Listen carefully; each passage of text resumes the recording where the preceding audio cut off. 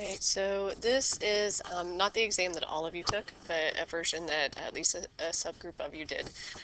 And what my goal is in this video is I want to quickly walk you through what the expectations were for each of these problems.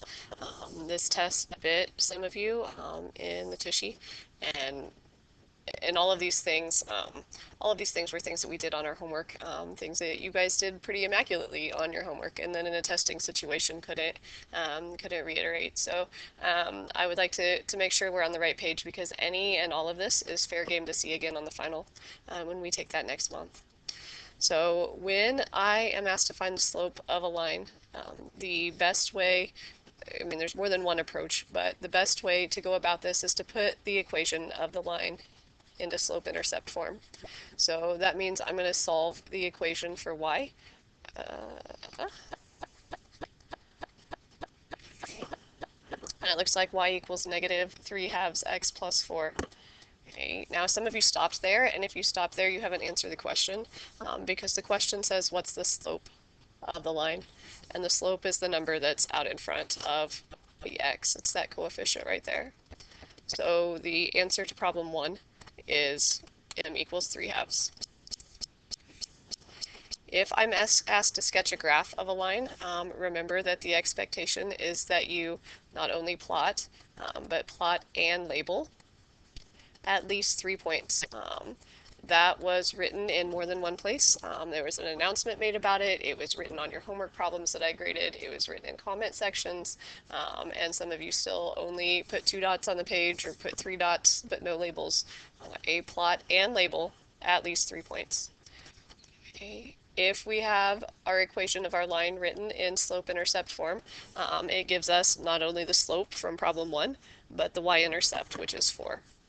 Okay, a slope of negative 3/2 means go down 3 and over 2 steps. Hopefully I'm not missing here as I go in a hurry. Or up 3 and left 2 steps. And I need to put at least 3 of those on there. Okay, so if I am going down 3 over 2, down 3 over 2, okay, down 3 over 2, or up 3 left 2, up 3 left 2, any or all of those points, and I pretend that's straight when I connect the dots. Is this graph a function? I can do the vertical line test, and very quickly, again, only 2 points for this, yes or no. And I didn't even make you justify, but I appreciate for those of you who did. Okay, yes, it's a function. It passes the vertical line test. When we're dealing with a line, when we're dealing with any polynomial, the domain of any polynomial is always going to be all real numbers. Okay.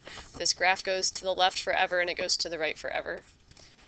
If we look at bottom, comma, the top, the lowest end, comma, the highest end, it goes down forever and up forever as well. Okay. Brackets like this, not what we use for interval notation. Okay. Writing intervals like this, not correct interval notation. Okay. By chapter 3, we definitely need to have all of these notations down pat, and so I did take off points if you had the wrong marks here. Okay, no square brackets ever with infinity, and these squiggly brackets are for lists and not for intervals. Negative infinity, the smaller number always has to come first. If they're out of order, that's not correct either. The equation of a line perpendicular to another line, I know that I take the slope, I got my picture here a little big, negative 3 over 2, I flip it upside down, I change its sign, and say the slope that I need to use when I write my equation is a positive 2/3. So I can say y equals mx plus b, and I can solve that for b. Okay. Or I can say y minus y1 is the slope times x minus x1, and then get the y by itself. If you put it in standard form, that's not wrong. Slope-intercept form was all I really needed here. If you gave me a correct form that was either slope-intercept or standard form, then you got full credit for that. So there was the first batch.